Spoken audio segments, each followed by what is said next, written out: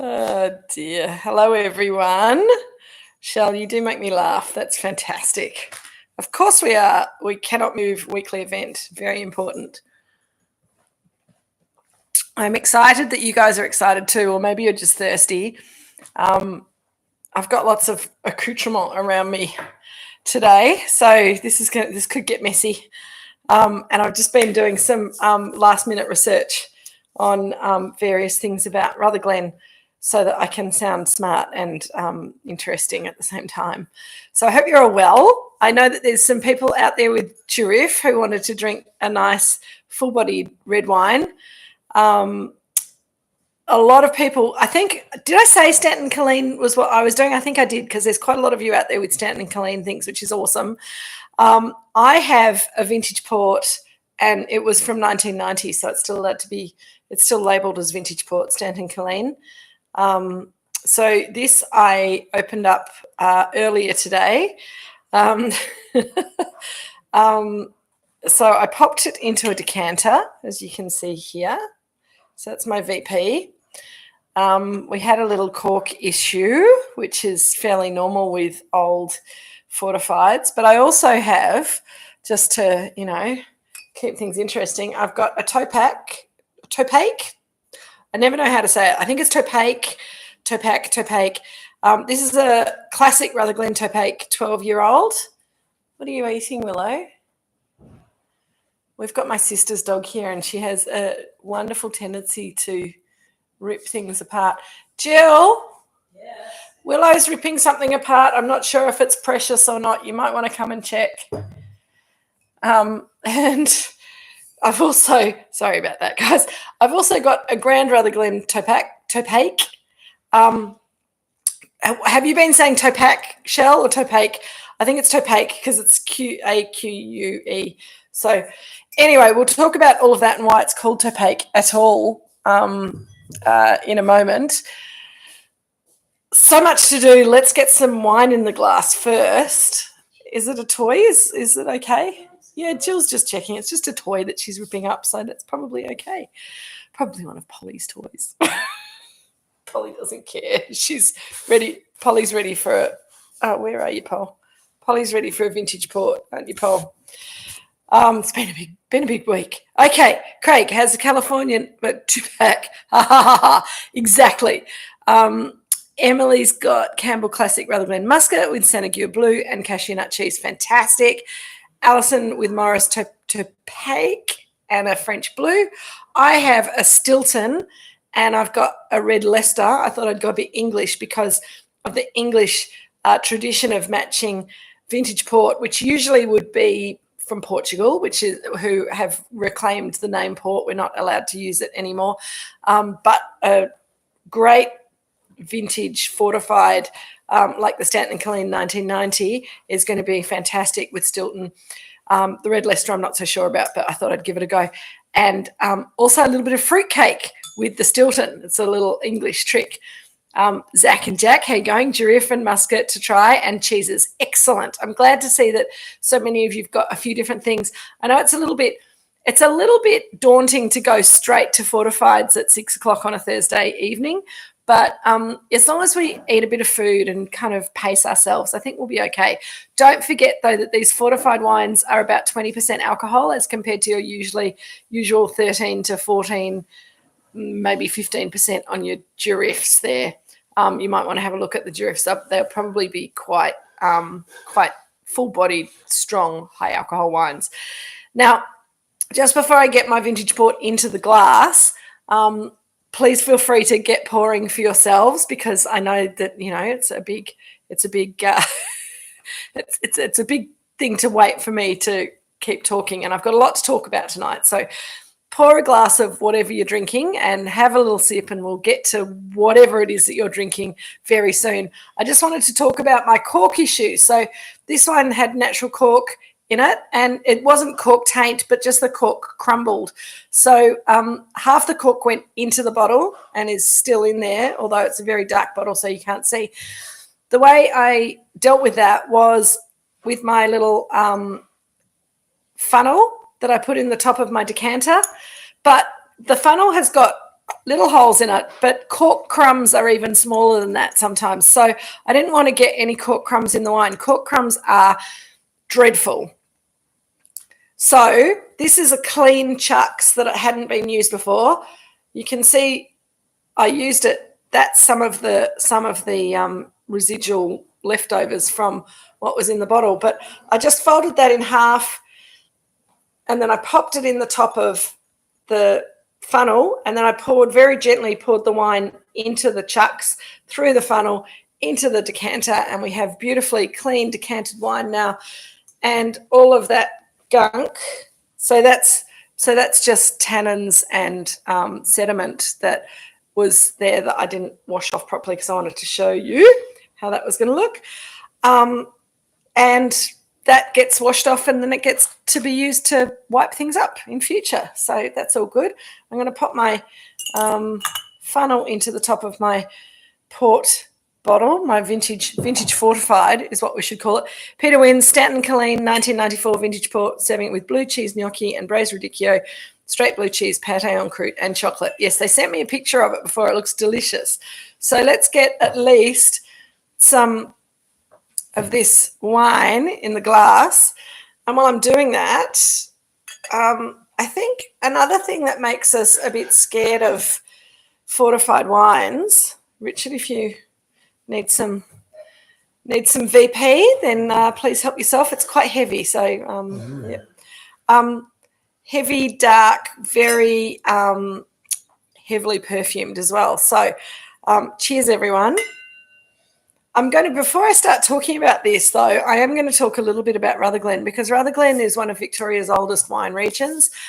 Grapes were first planted in the mid-1800s, and it has a huge amount of history and tradition. So I have a few connections to Rutherglen. One of my best friends from school, her family had a farm in Rutherglen, and she actually got married in Rutherglen at All Saints Winery about 15 years ago now, which was lots of fun. But before that, my first wine show that I judged at was the Rutherglen Wine Show, which was heaps of fun. I learnt a lot. And even before that, Rutherglen fortifieds at their lower level was something that even a lowly student could afford to drink every now and again. One of the lovely things about these fortified wines, and I'm talking about the muskets and the topaques rather than the vintage port, is that you can have a small glass out of it, put the lid back on, and that will stay good for at least 6 months. Most people will probably keep it for longer than 6 months, keep it in a dark, cool place, and you can drink it slowly over that time as a end of the meal instead of dessert or whatever. It's a really it's a great, because it's got lots of sugar and lots of alcohol in it. And it's been aged oxidatively for a long time in barrels. It's a very, very stable wine. The vintage port styles and your big heavy giraffes will behave in the same way. They behave like red wine. You need to open them, probably decant them, and then drink them in a day or two from the decanter.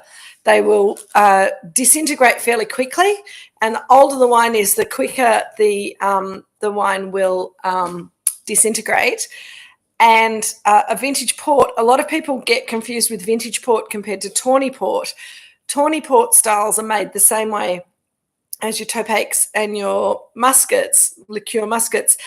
They're fortified early to keep lots of sugar in them, and then they're aged for a long time in barrels, so they oxidize a lot. Whereas a vintage port style of wine is fortified early, but it's bottled early as well. So it only spends sort of somewhere between 1 and 2 years in barrel before it goes into bottle, and it evolves much more in the bottle. It's not a stable wine when it goes into bottle. It evolves in the bottle, and it's improved by long, slow cellar aging. So I've got the 1990. Karen and Peter have got the 94 from Stanton Colleen.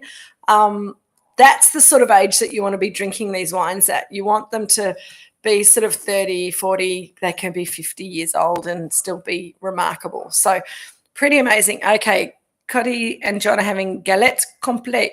What's galette complète before the Morris Topac? You have to tell me what that is, Cody. I don't know. Michael, hello. The Morris Muscat is a mere 17%. Yeah, same as many non-fortified Giriffe from the area. That's true. So Giriffe is a red wine, which some of you are drinking. It's a grape variety that came originally from France, from around the Bordeaux area, but it's not really grown there very often, and it's made its new home in Rutherglen. It produces very rich, heavy, dark-coloured red wine with a lot of perfume. If you've got to like a big, rich wine to be able to enjoy a Giriffe, but on a cold winter's night like this with some slow cooked meat, something like that would be absolutely fabulous with that Giriffe, and particularly if it's a Giriffe with a bit of age on it. And is saying that Muscats do go well with plum pudding as well, as does PX on the menu for Christmas in July. Excellent. Jeff, I saw before that you're comparing Muscat and a Topac next to each other, which is brilliant.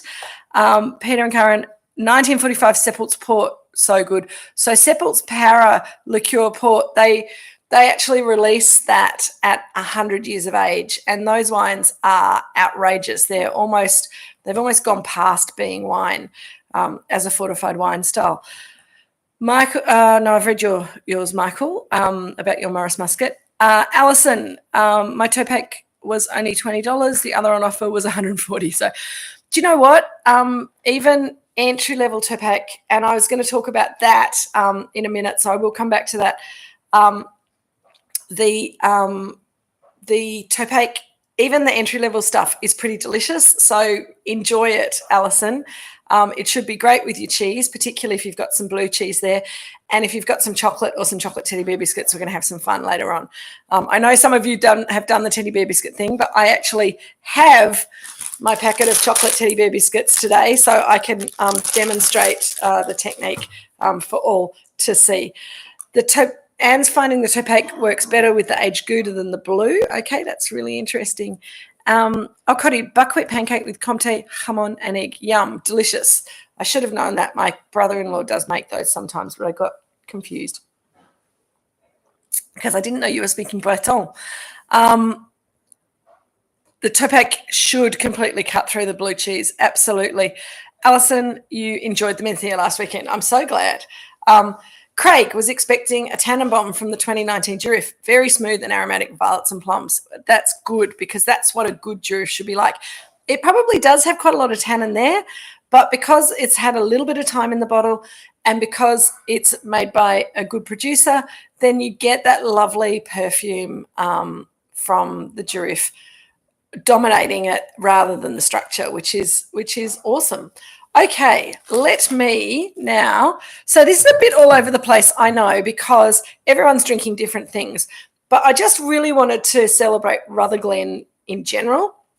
And I also wanted to talk about cheese and fortified wines compared to cheese and red wines. So if you're having Giriffe and you've got some blue cheese, they might fight quite hard with each other. But if you've also got some Topac or vintage port style, vintage fortified, this is a classic match. So let me just, before I get into the food, let me have a little talk to you about this vintage port. I am going to come back to the Topac and Muscats because I've got a little bit more to say about them and about the classification system that Rutherglen's put in place. But I thought we should probably start with this vintage red wine.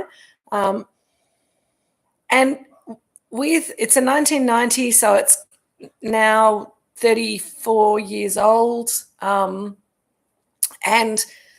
I decanted it this afternoon, and this is Stanton and Colleen make their vintage port. A lot of vintage fortifieds in Australia are made from Shiraz, but Stanton and Colleen use the traditional Portuguese varieties, and that gives the wine a real lift, a little bit like Craig's Giriffe. You get a real kind of violet floral lift from the wine.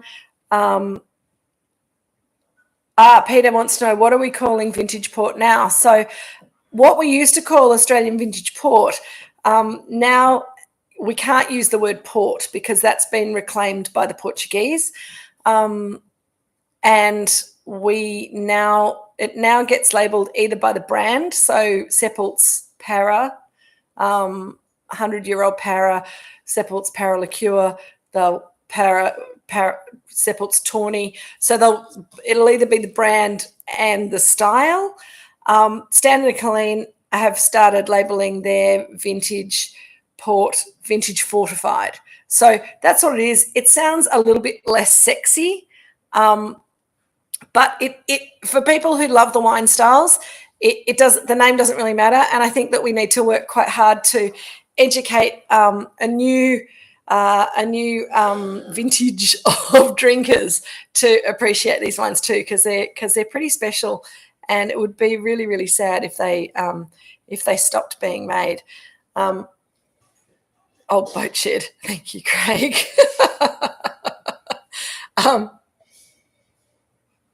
That would be good, actually, Old Boat Shed. That would be a good name for it, but we haven't been quite so creative. And Topac, the reason I can't say the name properly is that Topac is a new name for this style of wine. It used to be called Tokay, Tokay, but those of you who have studied a little bit of international wine, and those of you who've been to Hungary know that there's a very famous Hungarian wine called Tokay Atzu, and they have reclaimed that name. So there are a few wine styles around the world that have lost the name Tokay, including Rutherglen fortifieds, which instead of calling it by the grape variety, which would be confusing for people because Topac is made from muscadel grapes, and liqueur muscat from Rutherglen is made from muscat à petit grain. So they're both muscat grape varieties, but they're slightly different. And we'll come back to that in a minute. Shell, fun addition to our tasting book, gingerbread men, which drew out spices in the wine we didn't realise were there. I reckon gingerbread is also lovely with these fortifieds, particularly Topac, and I think you're having a Topac there, Shell. I'm losing track of who's drinking what at the moment. But I've got a bit of Jill's. Jill's made a boiled fruit Christmas cake, which I'm going to have with my Stilton as a very traditional English thing to have. But I haven't put this wine in my mouth yet because I've been talking too much. So let me do that first before I start eating cheese. But yeah, the gingerbread, fruit cake, fruit bread, those things all work really well with these sort of flavors. So violet aromatics, there's a lot of plum. There's also a Christmas cakey kind of spice to it, which is why it works well with boiled fruit cake, and also those spices in the wine will work well with gingerbread spices as well. You can also often, I think that if you want something a little bit sweeter with your cheese board, particularly if you're drinking fortified wine, you could serve soft cheeses, wash-dried cheeses and blue cheeses with ginger snap biscuits as well. That works rather nicely and sort of turns the cheese board into a little bit more of a sweet option.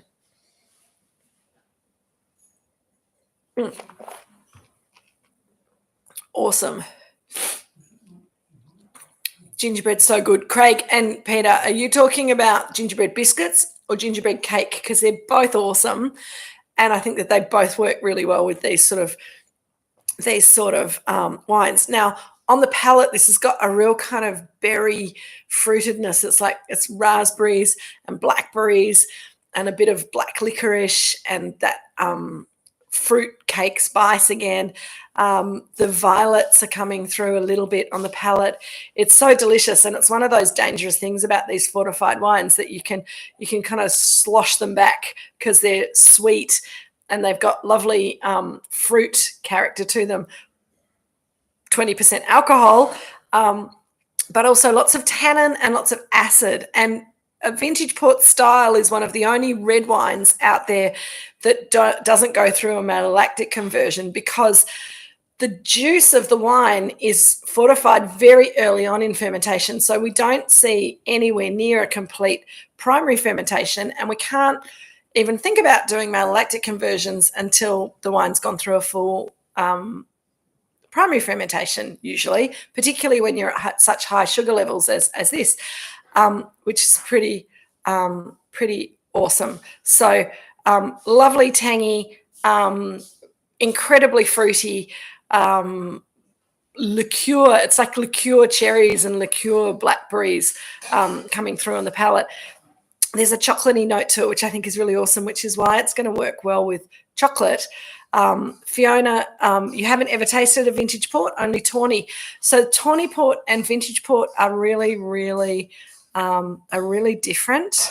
The flavour profile is really different. The colour's different. The way they work is really different. I'd highly recommend, if you want to have a go at vintage port, you can also buy a LBV, late bottled vintage port, often in half bottles from, you've got to take the lid off, Dad. Helps. Don't throw it on the ground.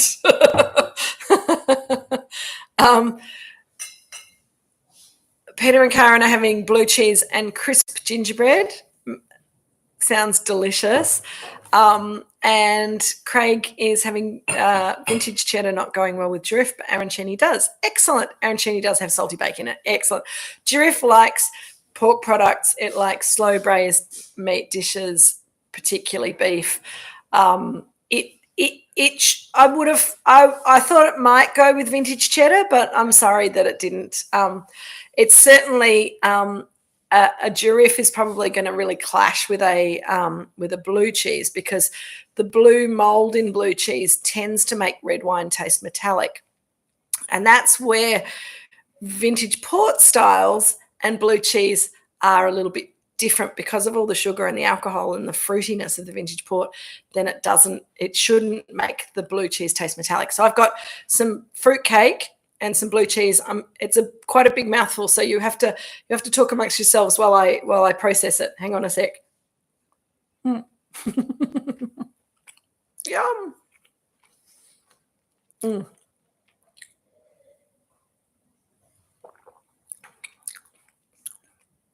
So Shell's saying, Peter and Karen, we looked for ginger snaps and fell back to ginger men. Which is the best ginger vessel for blue cheese, in your opinion? Supermarket vintage cheese. Craig, I do think that does make a difference. A lot of supermarket vintage cheese can be a bit sour and sweet, and that will fight with red wine. I've got to say, the saltiness and the tanginess of the Stilton is fabulous with the sweetness and the fruitiness of the wine, as is the I feel like I've got my camera in the wrong place, as is the fruitiness of the fruitcake. Dad, if you haven't done that yet, have some of the blue cheese with the fruitcake and the VP, and it's just delicious. It's a very special combination. In England, there will be, at Christmas time, there's a real tradition of people buying a wheel of Stilton, like a big wheel of Stilton, and getting a bottle of vintage port, usually, as I say, the real stuff from Portugal rather than an Australian one, but the Australian ones do the job in the same way, in a slightly different same way. Pouring some of the vintage port into the Stilton as they kind of scoop it out, so you get this kind of amalgamation of Stilton and sweet fortified red wine. It's a bit special. And walnuts. So walnuts is the other thing. So if anyone's got walnuts and they're drinking VP and you've got some walnuts and some blue cheese, that's another nice combo. We don't tend to have walnuts here very often because Jill's slightly allergic to them, so we kind of try and avoid them. But anyway, the blue cheese just on its own with the VP. You actually want to get the cheese and the wine in your mouth at the same time and sort of chew it together. It's just a wonderful combination of sweet and salty and fruity and savory and creamy and tangy from the wine. Makes your mouth very watery and makes you want to eat and drink more, which is probably where you get into trouble with these fortifieds. You eat too much cheese, you drink too much wine, eat too much Christmas cake, and then you feel a little bit sorry for yourself afterwards. But it's pretty awesome. All right. Now, I'm going to put this aside and come back to it later, I think, as much as I'm loving it, because I've got Topac and Muscat to talk to you about as well. And as I said, Topac is made from Muscadel grapes, and this is a classic Rutherglen Topac. It's 12 years of age, average, and used to pour the port into those small pots of Stilton and let it steep for a couple of days. Yeah, it's pretty awesome. Stilton and vintage port, just delicious. And you can use tawny port as well with Stilton. It works really beautifully as well, but it's a different flavour process. So tawny port and vintage port made from the same grape varieties. They start off in the same way. So you've got Touriga Nacional is sort of probably one of the most famous. You've got the Tinta Roriz, Touriga Franca, just showing my lack of MW preparation for this one. But all of the Tourigas and Tintas that go into vintage port, there's 5 or 6 major ones, and then there's quite a few others that kind of fiddle around in the edges. As I said before, vintage port is put into the bottle after 2 years in barrel. It's still got lots of deep red colour. So we're using red grapes, red colour. It goes into the bottle with very fiery fortification spirit. And fortification spirit is usually a high alcohol neutral spirit, a little bit like vodka, but not as processed, that is put into the juice So with port, sorry, I'm jumping all over the place because I'm quite excited and I do want to get onto the Topac. But with port, you're extracting colour and tannin from the skins of the grapes in the early stages of fermentation by either foot treading or using a robotic lagar or some sort of high extraction method. And then you fortify early to arrest the fermentation, to hold on to all the sugar, so you end up with this very sweet wine, high alcohol, and then it's aged in barrel for a vintage port for about 2 years and then bottled.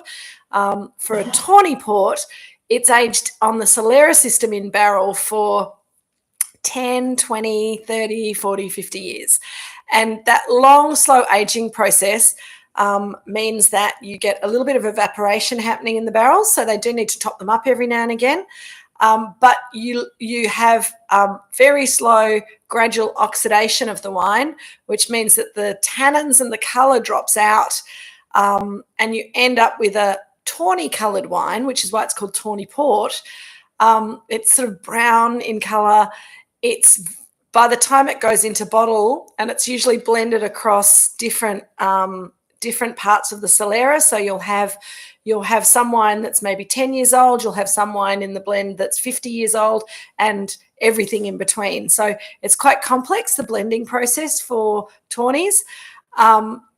Whereas vintage port, always from a particular year, and often from just one blend of different vineyards or the same vineyard, but that you tend not to get that kind of fractional blend. You don't get that fractional blending in a vintage port style that you get in a tawny port style.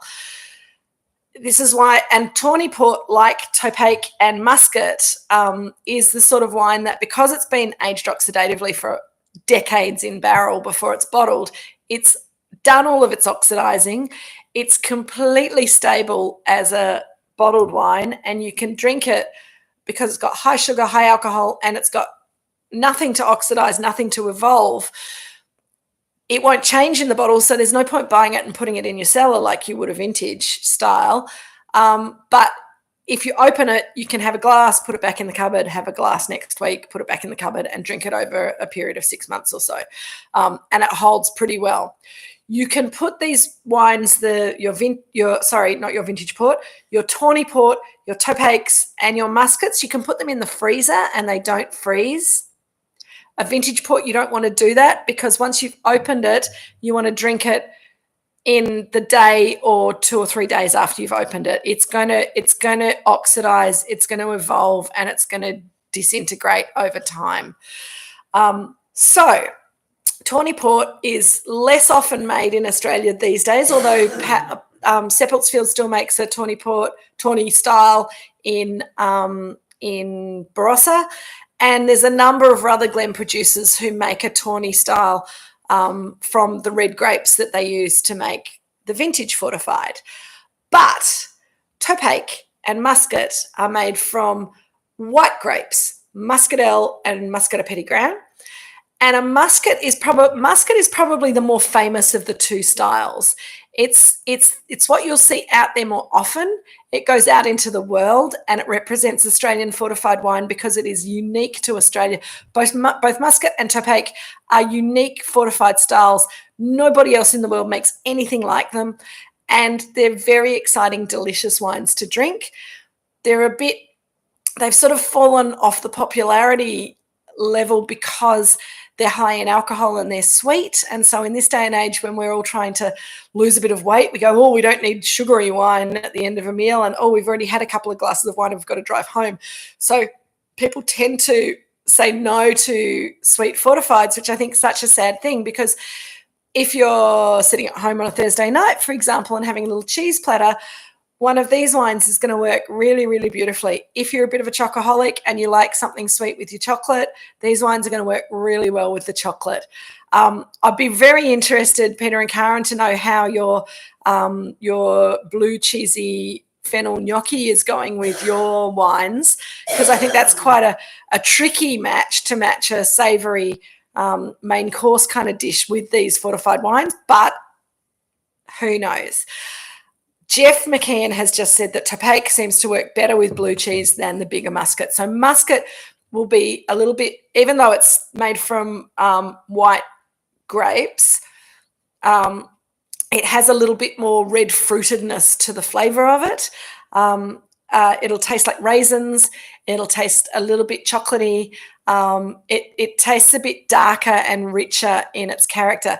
Topac, on the other hand, and Topac's always been a personal favourite of mine. I'm a bit of a toffee girl, and Topac has a toffee, malty, cold tea kind of character to it in an attractive way that I think is really gorgeous. It's got a more sort of caramelized kind of note rather than a raisiny note, even though the fruit that is used to make Topac is raisined in the same way that the fruit that's used to make Muscat is raisined. So I'm pouring myself a little bit of classic Rutherglen Topac. It's golden in colour. It's such a pretty colour as well. It sort of reminds you of the colour of caramel or toffee, and it's got that smell to it as well. And I think it is going to. It's got this black tea character on the nose as well, which I find really intriguing and rather lovely. It's your classic Rutherglen Topac is your younger style. That wine's had an average of 12 years on the Solera. And it's young and it's fresh and it's sweet and it's malty and it's toffied and it's absolutely such a gorgeous nose. And you could match that with honeycomb. Chocolate-coated honeycomb would work well with it. Honey, ice cream. Jill, Peter says to stop coughing. Maybe you should give her a little bit of cough mixture, Richard, in the form of a bit of Topac. There was supposed to be a glass each, but Richard's taken both the glasses because Jill's not so into fortified wine, and he hasn't got Jill anything to drink, which I think is dreadful. You'd love one of those, wouldn't you, Richard? Yeah, Jill really likes Topac. She doesn't like vintage port, so she was, hey? Oh, Jill did like the vintage port as well. And she thought it went beautifully with the blue cheese. I agree. Yes. Yeah, as Jill said, be careful with the walnuts. It might do what it does to her and make your mouth swell up and make you feel like you can't breathe. So that's always fun. The blue cheese is going to work well with the Topac. Oh, Jeremy, I'm glad you're enjoying the delicious Topac. So blue cheese, Rutherglen Topac, delicious. And I think often when we're putting together a cheese board and we're trying to find wine to go with cheese, hi, Richard, people think red wine, they think maybe table wine or champagne, don't forget these fortifieds. They're such great cheese wines. They're really fabulous. And it's a really nice way to finish the meal. What Peter and Karen saying, the blue cheese gnocchi was fine with the port, not as good as gingerbread and blue cheese, but very nice. Just a sort of odd cultural thing to have a sweet wine with a savoury thing. Absolutely. I think it's not something that we're really used to, but works quite well. Uber needs to do a deal with Rutherglen winemakers. I agree, Kay. I think that would be a very good deal to do. You guys are all chatting really well tonight, and I think I've missed a few people's comments, so I apologise if I have missed you. Fiona, I was going to say to you, Vintage Port, go and buy yourself, jump on the Stanton and Colleen website and buy some one of their vintage ports. I believe the 1990 and the 95 are both available, but they also have a 2005 that's current release, I think. Anyway, delicious. Why do these white grapes make such great red coloured wine? So, Michael, this wine for me is not red as so much as sort of amber in colour, and it's gone amber. It would have started off as quite a pale golden wine that would have drinks with me. I know I am wearing my Drinks with Kate hoodie. It just felt like the right thing to wear today. And the colour of this changes with the time on the Solera oxidising and concentrating, because you do lose a bit of water from the wine while it's aging on the Solera. It concentrates down, it gets thicker, it gets stickier, it gets richer. I'll show you what I mean with my little Grand Rutherglen Topac from Stanley Clean. This is where I ran out of time with my research to be able to tell you how old a classic, a Grand, and a rare Topac should be. But I think that the Grand Topac, you can Google it. Google Rutherglen fortified wine classifications. I believe that a Grand Rutherglen, I think it has to have a minimum of 30 years on the Solera, but I could be wrong. It could be more than that. But if you have a look, the difference in colour, so that's the older one, that's the younger one. The difference is colour because of the longer time on the Solera, more concentration, more oxidation.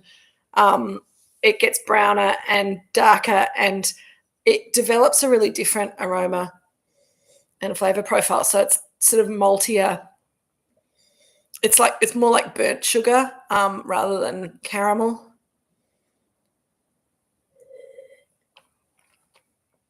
That's true, Craig. Less spam on Kate's bit of knowledge, bit of less knowledge sometimes than Google, but who needs to know these things? Oh, I need the water for the alcohol and the sugar, because that Grand Topac is really sweet, super concentrated. It's like it's to me, it's on the edge of being almost too full on, and you need to drink it in very small quantities. Sipping it slowly, again, can work with cheese. Alison, your Topac's much darker than mine. What's the brand of your Topac? And does it have a classification? Is it Rutherglen Topac, Classic, Grand, or Rare? It's also going to be hopefully if I don't know the answer, I won't say anything. So therefore all the stuff that I tell you is correct. That's correct, Peter and Karen. So it's now time to crack open the chocolate teddy bear biscuits, because some of you are having chocolate and Topac at the moment. And I think that I've been talking about this, Morris Classic, absolutely awesome. I've been talking about this for such a long time. I feel like I needed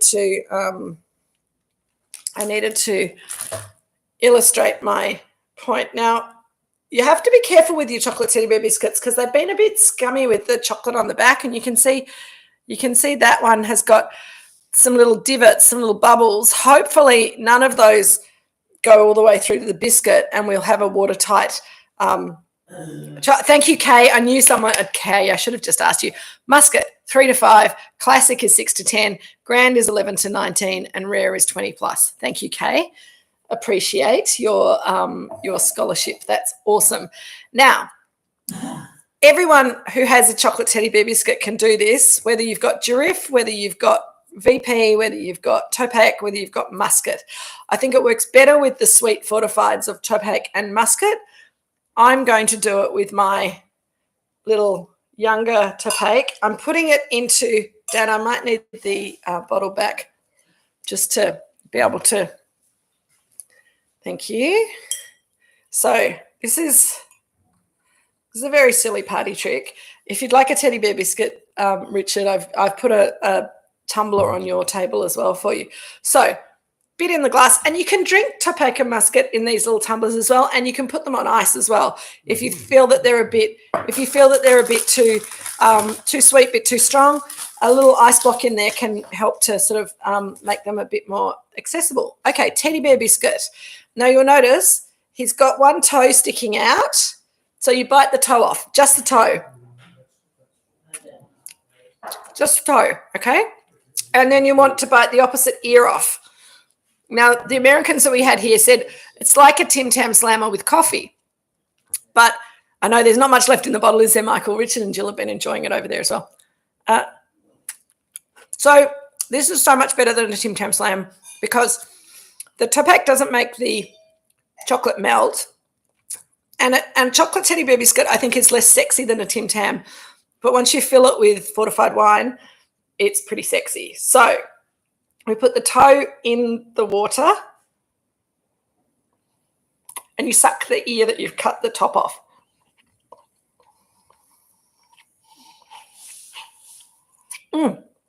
Until you get wine through the top of it. Then you've got your biscuit full of Topac and chocolate holding it all in, and then you can just eat the chocolate biscuit. It is the best thing.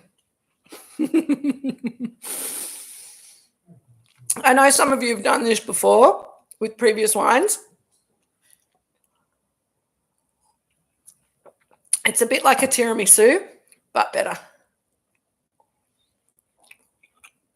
You can have that at the end of a meal. I know, Craig, it's not very classy, but it's worth it because it's delicious. You can have it with a little espresso coffee on the side. It makes a perfect end to the meal.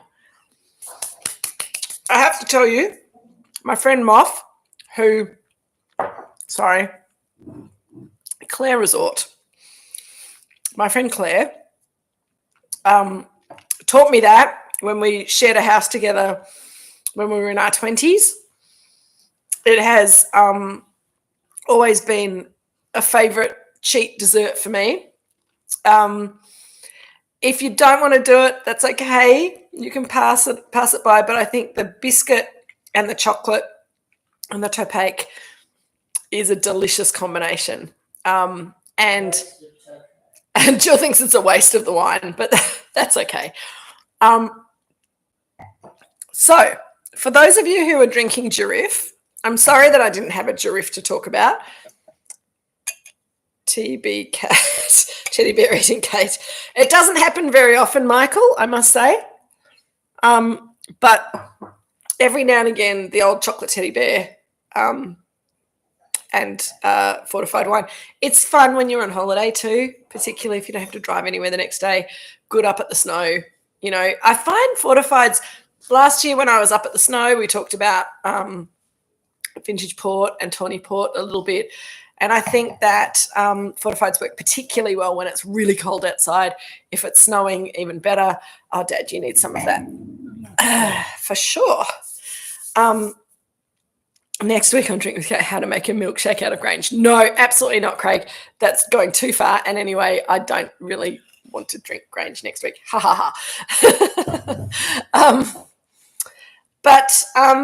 You know, there's a lot of things that chefs have done with fancy wines that seem a little bit sacrilegious at the time, but make a fabulous combination of flavors.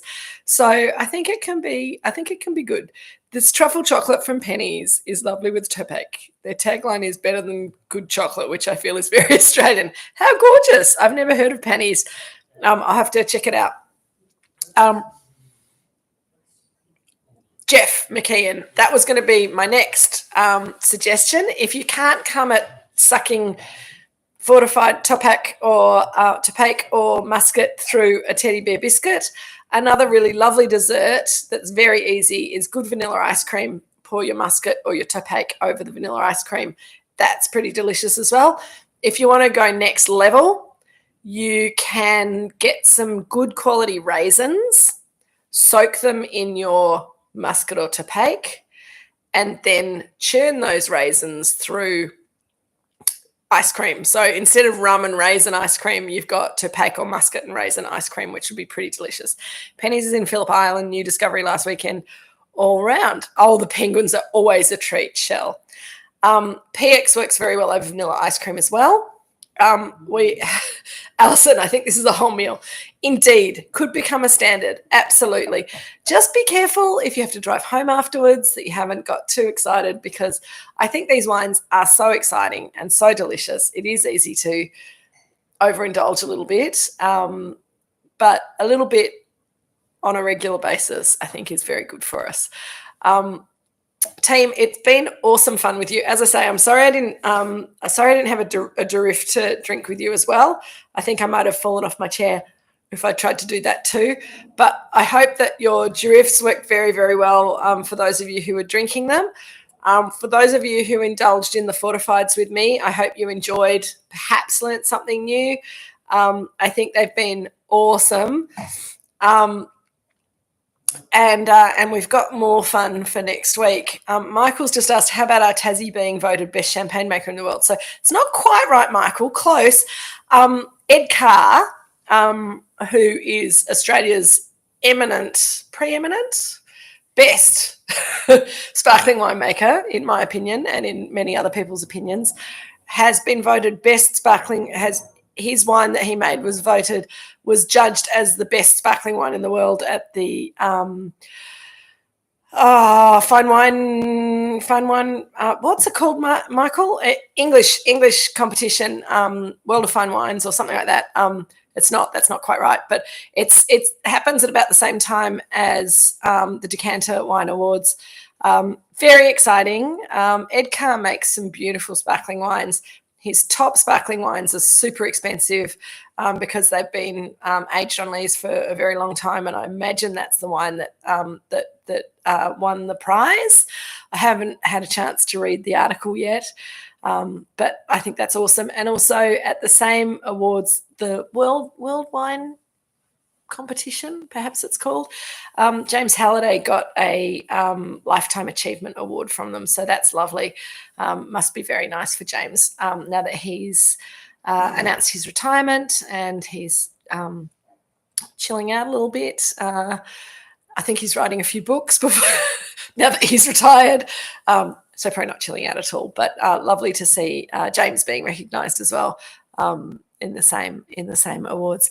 Ed was the pioneer of making sparkling wine in Tassie. Yes, so that's why Michael, Tasmania. So Ed makes his wine specifically from Tasmanian fruit. He thinks it's very, very special. I did a Tasmanian sparkling wine tasting with him and Natalie Fry, who is the other amazing Australian sparkling winemaker that you should keep your eye out for.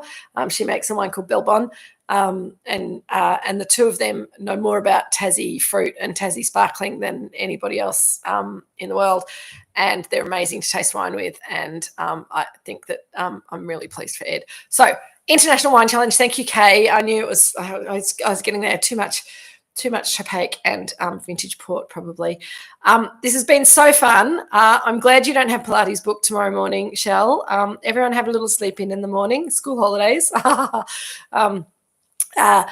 I shall love you and leave you. Next week we're doing Vouvray as per Craig's insistent requests. It's something that I've wanted to do for a long time too, so I thought good opportunity to do some Vouvray. I have sent you some suggestions of what to get, but you can you know, Vouvray comes in all shapes and sizes. You can get a sweet style, you can get a demi-sec style, you can get even a sparkling style. So find yourselves a Vouvray, and if you can't find a Vouvray or you prefer to drink something Australian, Chenin Blanc is the grape variety. You should be able to find something fun to drink along with next week. And the week after that, we're starting box number 4. So racing through the year, as always. It's been awesome. Take care, everyone. Don't drive anywhere. Thank you. Cheers. Oh, thank you, Craig. As I say, Rutherglen's got a special place in my heart. And if it hadn't have been for the development of the Melbourne Dress Circle, the Mornington Peninsula, Yarra Valley, all of the wine regions around Melbourne that happened in the late 70s, early 80s, then the McIntyres might have ended up in Rutherglen as well, because that was where Dad thought he was going to have to go to grow grapes and make wine. Luckily for us, as much as I love Rutherglen, I love Mornington Peninsula more. So I'm very pleased that when we came back from England in 1980, Dad discovered the Mornington Peninsula, and he bought down here, and we produced Moorooduc Estate. And Craig asked ages ago if our Shiraz could make a nice fortified. Maybe. We're not going to, Craig. I don't think it's ripe enough. Rutherglen's a really warm area. You need really ripe, rich fruit. And I think that our Shiraz is much more suited to making a savoury table wine. Anyway, on that note, I shall love you and leave you. Take care, everyone. Cheers. Enjoy, and drink more Rutherglen wine, fortified or table wine. They do beautiful things, and they deserve to be remembered, and worth going to visit as well. Cheers. Indeed, Cotty, indeed. All right. See you later, team. Bye.